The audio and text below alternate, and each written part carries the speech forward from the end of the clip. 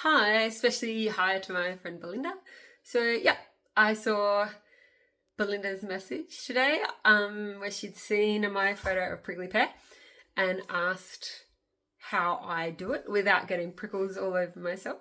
So yeah, I'm doing this video for my friend Belinda, but also anyone else that likes eating prickly pear. I think they are delicious and worth the risk of a few prickles. Not that I have ever had any doing it this way. Yeah, so let's go. I guess so. First thing, I'm just going to, now I'm not going to edit this video, so it's going to be shit. But yeah, hopefully you'll learn how to peel a prickly pear without getting prickles. All right, so I'm going to flip the camera around and show you what I get ready first, because I get everything ready because I just figure you don't want to be rifling through cupboards when you could potentially have prickles on your hands. Like everything you're doing the whole time, you're thinking about, am I transferring prickles? Like, yeah, I don't want to transfer prickles to any other container, knife, bench space, the side of the rubbish bin, anything. I'll show you. So first when I flip and how, oh, there's a fly on my wall. Great. You see my disgusting wall. Okay. So here's the prickly pears that I've got a box full of, and I'll just pick one up and show you. Here's a good one that I'm going to do. As you can see, there's orange and the maroon ones. It's just different varieties of the prickly pear. And you can see, so on the end there, that's where often it'll have like tiny, tiny hairs. But on each one of those little lumps that you can see on the skin, there are little hairs on there. And because I've clumped them all together in the box like this, or my son has when he collected them, we just assume that there are tiny hair like prickles covering this whole prickly pear now. Okay? All right.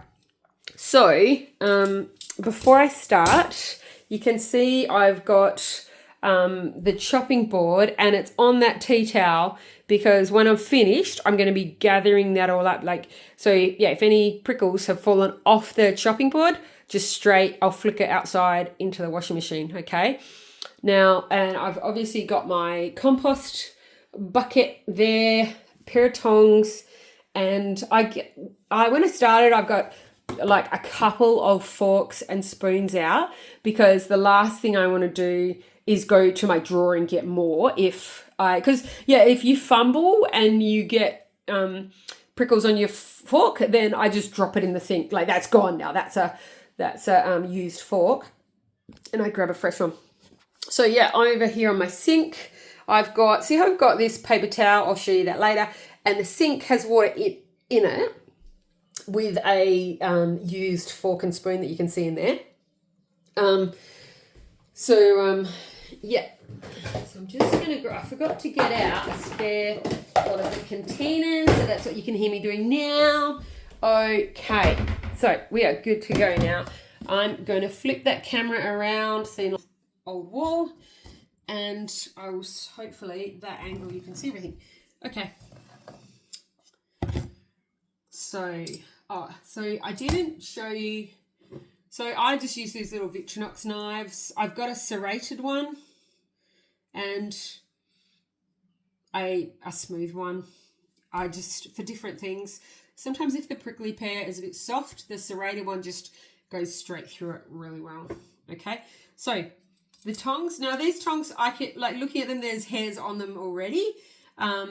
So these tongs, they just stay near the chopping board and on the tea towel, and they're just covered in spikes. Oh, well, except not the handle. You can see I'm holding only the business ends. Okay, so let's do this lovely maroon one that I already picked up once. All right. So because I've already used the knife, can't remember if it's got prickles on or not. I'm going to take you over to the sink and show you. I really should flip it around. All right, I'm going to show you like this, hopefully. All right, so, yeah, so I just like rinse off the knife, just swirling it like that. And then I wipe it the edge, I'm pressing down real hard and wiping it nice and smooth. And that has got any potential prickles off of the knife. Okay, sorry, this is going to be a very slow, laborious video, isn't it?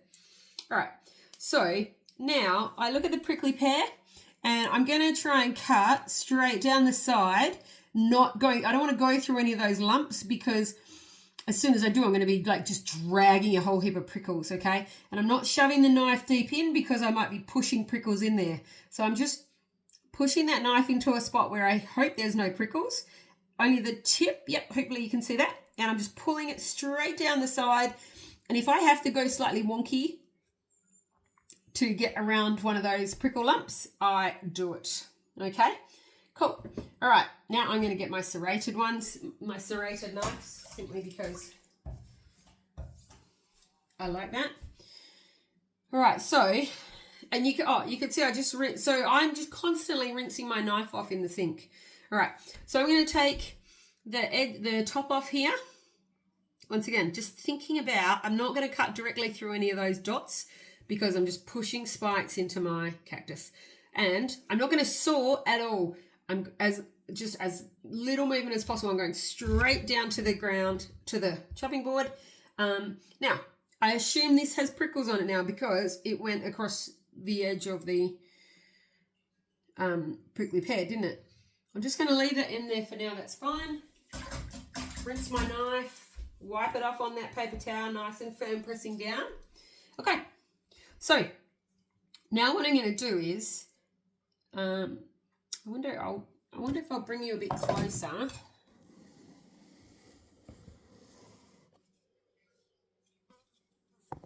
If I can make this. There we go. There. All right. So I'm just going to put the knife in there and just slide under the skin so it's. You can go quite like up to a few mils under. Yep, but now I've just loosened off that edge there. Do the same on the other side, loosening it off. If you think, like, see if I tip my knife over too much and think I've brushed the outside edge, take it to the sink and rinse it. You'll do a lot of rinsing. Okay, now let's see if I can swing around so you can see the outside. Yep, that's cool. So can you see how there's like a bit of a rim on it? Like there's the so that's where the pulp is, that line there, the pulp starts. So if you wanted, you could just cut like that deep around. I can't help myself, I don't want to waste any. So I go closer to the skin, okay? And so I'll keep doing it on this angle, yep, where you can see it. So I'm just kind of going like, what is that? A centimetre and a half, just cutting under the skin.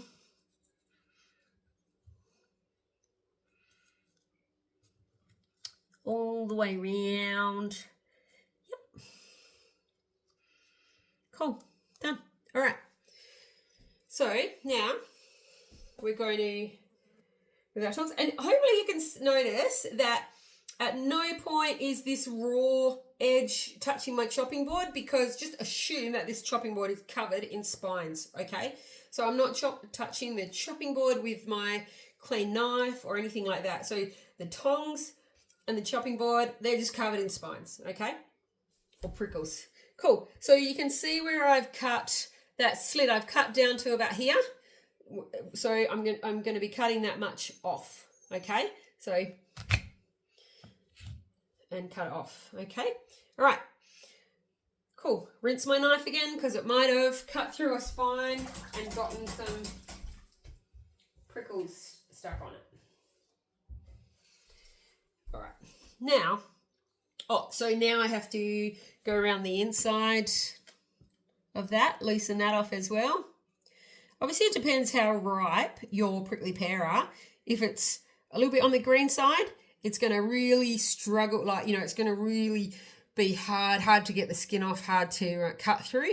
If it's a little bit overripe, it's just going to be like falling apart and it'll be really tricky to deal with. Now from here on, yeah, it is all about how ripe and therefore how soft that fruit is. Now I'm going to try and stab my fork in without getting any spines on it, because my fork, hopefully, will never ever get spines on it. Now, just in case my knife got prickles on it at some point in that. I'm going to just swing over to my sink, rinse it off. All right, so now it should just be a matter of folding that skin back, and I'm just using the back of the knife even just to like see like that peel is just coming off real easy. I'm just making sure you can still see. There we go. Good. No, see how that's fallen apart? That's kind of good that happened. So that's what will happen, because this one is really on the ripe side. So I'm drooling right now because I mean look at that color. Yeah, so that is, and so I'm just going to bring it over and put it in my container now. I actually have the two different containers. I'll show you, and the reason for that is if I want to hold it over, so this container, the bigger one that I'm putting all the fruit in, that is what I'm absolutely positive, like that's good, clean to go. So like here, if I'm fumbling around trying to get the pulp out, I can hold it over my smaller bowl, and if I make a mistake and drop it in, I haven't wasted the whole, like all the fruit that I've already peeled. Does that make sense? And this is also why sometimes I have the spoon handy. Sometimes you don't use the spoon at all, and then sometimes on this occasion. So I'm just helping to get it off, and hopefully, as I said before, hopefully you can see that it's not touching my chopping board at all. Okay, there, good. I reckon we just got away with it there. Of course, I mess it up on my demonstration. Okay, there you go. Look at that. So yummy. That is actually showing you. See, that's the, I don't know. I'm sure there's a proper word for it, but is that the rind? It is a bit like if I was to pulp, because often I'll just do one, mush it up with a fork and put it in a bowl of ice cream. So good. This bit here, it is a bit tougher, and it can, even the texture can put people off if you're kind of like, oh, this prickly pear is a bit weird.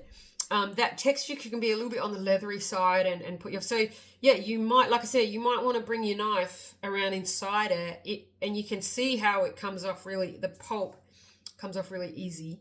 And that's the really good stuff there anyway. All right. So there you go. That is a prickly pear done and dusted. And we are prickle free. All right. So great to, I feel like I've spent some time with you, Belinda, and I hope that helped. And I hope your prickly pears are very yummy. And you have to let me know what you made with them. All right. See you guys.